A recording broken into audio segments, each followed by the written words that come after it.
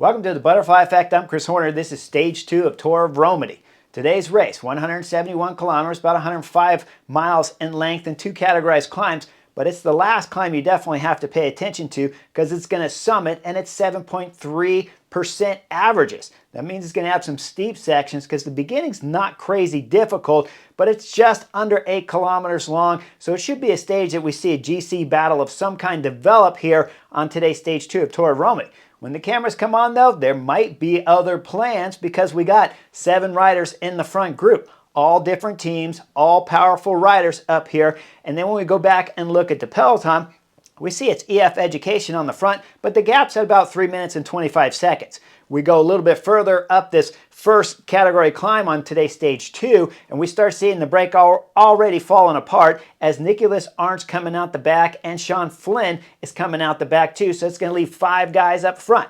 But every time when you go back and look at the Peloton with EF Education right in the front, it's a little strung out at the front, but it's really wide in the back. When it's really wide in the back, and these aren't climbers back here because that's where all the dead fish go down the river, right? So everything down the Peloton is always wide, is always less quality back there. And when it's really wide, that means the Peloton's going a bit slower. So when you start seeing the group up front of 5 riders, you know they got a little bit of a shot, but none of these guys are real climbers. Maybe Roger Adria, he's up here from Bora Hansgrohe. Sometimes you can see him climbing okay. Aspirant from Q36.5, he goes okay in the breakaways, but he's not a pure climber. We start looking at the other guys up here like Zandro Mayus from Albacete de Koenig. He's not a climber. Thibaut Nice from Lidl, well, he's a sprinter. He was getting boxed out yesterday at the finish. And then when we look at Andre Vendrame, he's a sprinter for AG2R2. So I'm still like not very worried when I'm sitting on the Chesterfield looking at these 5 guys up the road as they're going over the top of the KOM with about a 3-minute gap on the Peloton behind. Things get a little bit nervous in the Peloton. We see that Ineos is riding a little bit over the front of, at the top of the KOM of the front of the Peloton. But again, it's not strung out. It's not single file back there, so they're not going very fast. And the group in front's not really gaining any time when you know the Peloton's not going fast. Dropping down the descent, it's curvy, it's twisty, and we'll see Aspirant, he's got to go through the construction zone, and he's going to pull the bike a little wide because he hit a bump in the apex of the turn. That'll bring him a little wide, but he's going to keep his bike upright. The 4 riders will dice up through the inside cleanly. Aspirant will stay on his bike, and he'll stay in the front group, but then later he's going to start cramping. He's cramping not only once, but you see him where he's rubbing his leg, but then he's at the front of the group pulling hard down the descent, and he starts cramping. He's got to pull his left leg out and start shaking it out. He's got problems right now because we still got another summit climb coming after a 30-kilometer flat section here on stage 2. We look at the Peloton. It's FDJ right in the front down the descent. It's all twisty and technical. These are really fun under these conditions because you know the Peloton's not going full gas back there because you'll see it get a little wide from time to time, and then when you go through the twisty 180 switchback turns, it thins out, of course, because the speed's still fast, but it's not crazy fast. Otherwise, you'd see time coming down on the front group up there. Now, as the front group of 5 hit the valley, they got a 30-kilometer flat section, but they got a solid lead of around 2 minutes and 45 seconds. Then the Peloton's coming down into the valley, and you see the Peloton, they're pretty relaxed. Everybody's taking their clothes off. They're adjusting things at the front with FDJ. You see guys are eating back there, adjusting their clothing. And this is always what happens after you come out of the cold descents, where the race started at 7 degrees Celsius. So up at the top, it had to be pretty cold when they went over the climb because there was snow everywhere. So now when you get down in the valley, that's why you see the riders all fidgety right now, left and right. Now I want to point something out with FDJ. We'll see the rider up there, Thibaut, he's grabbing all the clothing from his FDJ teammates and he's dropping all the way back to the car. But now let's start taking a look at Visma Lease bike. Visma Lease bike, Johannes here, he's just dropping all of his clothing off of the side of the road. This is not because he wants to drop all his clothing off and it's just giving it away. He's going to have his car back there, or some other staff member from Visma Lease bike's going to pull over to the side of the road and grab the clothes. But you look at FDJ, they're dropping to the back and going to the car, and then we're going to see Thibaut, he's going to ride all the way back up to the front and get back in line with his other teammates later on. Visma Lease bike's got so much of a budget though that they can start dropping their clothing off on the side, and they got other staff around the Peloton that can always pick it up. Wouldn't surprise me because you see them many times have feeders throughout each one of these individual stages where they always have feeders placed in different sections because they have such the budget that they got massive amount of staff on the Visma team. So that's why you see Johannes there dropping off the clothing on the side. Now, they're going to be adjusting the whole Peloton throughout this whole 30-kilometer section, and when they get into the feed zone, we start seeing the Peloton get a little bit more interested after, again, they drop off some more clothing. We'll see, I believe it's Ethan Hayter up here with a ton of clothing under his jersey. He's going to drop it off in the feed zone too. And then we start getting to work here of trying to bring back the time on the front group of 5, where the gap's up to about 3 minutes, 20 seconds, 3 minutes, 10 seconds, up to the group of 5, and we start seeing EF Education, and they get a little bit of help, of course, because like I said, FDJ was at the front, and Ineos has started riding the front too. So the gap is starting to drop down a little bit, and we see the front group of 5, they're riding really well together. Even Mikel Asperen, who has been cramping, I told you twice on the descent, he's rotating through with this front group of 4 riders with him, so 5 total, and everybody's working well. Now, with about 11, 12 kilometers to go, you're going to see him go by the Peugeot 205 dealer there on the right side. And then when we go back and look at the Peloton, now the Peloton's getting serious. They're curb to curb. They're super stressed right now as they're coming into the final and last climb here starting. And that right turn coming up at about 9 kilometers to go. The group of 5 will go through that right turn there, and they got about a 2-minute, 45-second gap on the Peloton. But now as the Peloton's coming through, they've passed the Peugeot 205 dealership. I bring it up because I had one back in the day. The thing never died. I'd leave for the whole winter, unplug the battery, come back, plug the battery back in, the car would still start. Didn't have power windows, didn't have power anything, but the car always ran and got me around Nice proper. Now up front, when we see the Peloton, after they pass the dealer, look how nervous it is as we see riders from Arkea Samsic on the sidewalk on the right side of the road. And then as they're coming into the right turn, there's an island in the middle. Some of the guys are going on the inside, that's the fastest line, but some of the riders are jumping the island. Look just a second after that, and we see the female spectator, she's running to the island as she knows the riders are going to start making the right turn just behind her. She makes it over to the island, and she's watching all of the distractions of the European Peloton. She's probably watched Tour of Romandie many times because look how comfortable she is watching the riders going through the inside of the ride. Then she'll flip around and watch all the riders that are coming around her back that are splitting between the 2 islands to make the right turn. The Peloton's incredibly nervous, and they've brought back a ton of time on the breakaway riders up front, who Asperen's starting to get dropped, but the time gap's down to about 2 minutes, 2 minutes 10. As we see the Peloton make it out of the final right turn here before the climb starts proper. FDJ's at the front, it's curb to curb. He's sprinting like crazy until his legs blow. And then we're going to start seeing a little bit more of the pace start going steady now. Now, why is it going steady? Well, this is Tour of Romandie. It's not the Tour de France. It's not the Tour of Spain. It's not the Tour of Italy. And the Tour of Romandie comes after the Classics. That means the teams aren't stacked. You don't have an A-quality roster all the way down the big teams. And really, when we look at the big teams here with a lot of climbers that can do some damage on this final climb, it's really only UAE team members that has Groschartner, Ayuso, there's Adam Yates on there, Jan Christian, Brandon McNulty's on the team. So they got a ton of hitters that can do some work, but they're not riding the front right now. It's going to be Ineos that start riding the front with Castroviejo. Once he starts riding the front, let's take a look back just a little bit before that and look where we see that, of course, Julian Alaphilippe's there at the front. We look just behind him where we saw the 4 UAE Team Emirates riders with Groschartner, Adam Yates there, Jan Christian's there. And then when we look a little further back, we see the race leader's yellow jersey there, and that's Dorian Godin. He won yesterday's stage, that's why he's in yellow. Just next to him in the orange jersey, that's Gianni Vermeersch, and he's second place on the GC right now. Then behind the yellow jersey, well, that's Ayuso. He's a little far back in the Peloton for my liking, but the Peloton's still wide, so you know he can move up pretty easily. If he just moves to the left, a little hit, you're going to pass 10 rows of the Peloton. You're going to be at the front of the Peloton. And right now, when we look at the front, it was still before Jonathan Castroviejo had gotten on the front, and it's pseudo quick-step up there, Pepin. When Pepin's up there pulling, that's because Julian Alaphilippe, who I just pointed out earlier, he could be in the race leader's yellow jersey here at the end of stage 2 of Tour of Romandie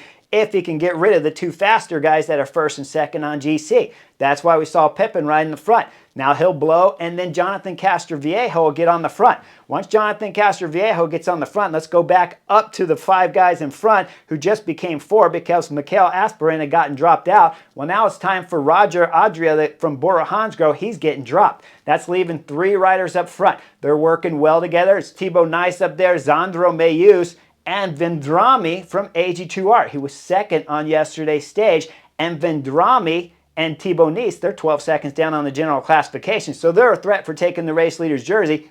But the gap's at about a minute and 15, minute and 20 when Jonathan Castroviejo's pulling on the back. Now, as Jonathan Castroviejo is starting to go full gas, he's going to blow soon with about 4 kilometers to go. When he blows, let's look at the back of the Peloton because the race leader's yellow jersey, Godin's blowing back there. And once Godin blows, that means Gianni Vermeersch is the next rider in line for the race leader's yellow jersey. So the Alpecin de Koenig rider still in the front Peloton. But when we start looking at the next big attacks up front, we're going to see it's the breakaway rider up there, Vendrame, throwing in a huge attack. And then we see Nice from Little Trek is following quickly. But we see Zandro coming out the back. As Zandro's coming out the back, he's clawing. He's holding him about 3 to 5 seconds, but he's still got a gap. We go back down and look at the Peloton. It's time for the first big attack from the GC specialist here at Tour of Romandie as we see Simon Yates throwing in his attack. All right, it's covered right away from FDJ's Lenny Martinez and Carapaz. Carapaz is always covering the first breaks or first big attacks from GC favorites all the way from LBL to into stage 1 and stage 2 here of Tour of Romandie. So those 3 riders are going up the attack in the Peloton as the time's starting to drop down. But look who's chasing. That's UAE team member. It's Ayuso up there chasing. And when they close the gap to the 3 riders up front, we're going to see Simon Yates look left down the row. And he's looking at his brother, Adam Yates, thinking, damn, man, we're friends. What's going on? We're brothers here. You got your teammates chasing. Of course you are. You're on different teams. Now, we start looking at the back of the Peloton. It's time right now for second place on the general classification. That's Gianni Vermeersch. He's going out the back. That means the Frenchman Julien Alaphilippe is the virtual race leader jersey wearer here at Tour of Romandie. He was in yesterday's stage 1. Now he is in stage 2. But virtual actually is one of the riders up in the break because they're still holding about a 30-second gap as the Peloton is trying to figure out what to do. Now the next big attack of the Peloton is going to start to come with just about 2.5 kilometers to go. And this is where we see Plapp throw an attack. Plapp goes, and he's got Bora Hansgrohe going with him. The Bora Hansgrohe rider, Florian Lipowitz, he's holding on for dear life on the Plapp as Plapp's getting a little bit of gap on the Peloton. Now, we go back up to the 3 riders in front with the attack of Plapp happening back there. Well, Zandro Mayus is finding his way back on. He clawed, fought, everything he could do to get back onto the 2 guys in front because he wants a shot at winning the stage. But the gap is starting to drop as we see Plapp is rounding up at about 1.5 kilometers to go. He's just off the back of the 3 riders in front, but he's looking back over his shoulder because he wants Florian from Bora Hansgrohe to do a little bit of work. Back in the Peloton, we see it's Ineos on the front. We had Carlos Rodriguez doing a little bit of riding, and he's got Egan Bernal, who we know, coming from Liège, Bastogne-Liège, is on good form and could possibly win here at Tour of Romandie. But they got to still bring the gap down to the 3 riders up front. They're getting chased by the 2. Now, as Plapp's had enough looking around, he throws in a huge acceleration, closes the gap with just about 1.2 kilometers to go, closes it up to the 3 riders in front, and he goes right by them. As he closed it up, Florian was coming out the back, and then when he went to the front and started accelerating, Zandro Mayus, Alpecin de Koenig's coming out the back. That'll leave 3 riders in front, and guys, they're both sprinters. Nice is a sprinter, like I said. He tried to win yesterday stage 1 when he's getting bumped all over the place. Now he's up front with a shot here of winning stage 2 of Tour of Romandie, along with Vendrame, who got second on yesterday's stage. They're both holding on to the back wheel there as Plapp comes up to the KOM line here with about 500 meters to go. Plapp will lead across the KOM line. He'll go through the 180 hairpin in at 400 meters to go. Plapp says, okay, I've had enough of getting abused. I've been on the front the whole time. He looks right over his shoulder. As he's looking right, look at the hairpin turn there. You can see the Peloton is just behind these guys because they don't have time splits up on the screen. But if I back the film up just a little bit, I'll show you Alexander Vlasov threw in an attack, but that was covered right away by UAE team member 2. So we know there's some action happening in the Peloton, but now the camera's going back up to the 3 leaders in front. We see that with the slow hesitation there from Plapp, it's Vendrame that takes over the front. He's riding the front to about 250 meters to go, 300 meters to go. Then we're going to see Plapp throw an attack. He throws in his attack. But the 2 riders behind, the 2 sprinters, they're going side by side, and they're bumping elbows right there with Vendrame and Nice on the right side and Vendrame on the left, bumping elbows. Now, 200 meters to go. Vendrame hits the accelerator button. He goes through the inside on the left side because he knows there's a left turn coming up. On the right, as they're coming into the turn, they're going 3 wide into the left turn. But we see Nice is going fast around the outside right there of Plapp. Now, as they swing through the left turn, Up front, Vendrame goes all the way to the left. We see Nice is sitting second wheel right behind him on the right side of the fencing there. But Plapp is starting to pay for his big-time effort of closing that 30-second gap up to these two leaders. And now he's starting to gap off. We come into 100 meters to go. This is when Nice is starting to get interested in throwing in his effort to the line. He throws in a huge acceleration. He's coming up at about 75, 50. They're even. 40, he's got the lead. 20 meters to go. Nice from Little Trek is sitting up, starting to celebrate as he wins today's stage 2 and will take the race leader's jersey. Now, what happened to second place? Well, second's right on the wheel, as you can see from the picture. As we know, Vendrame is a little upset when he crossed the line.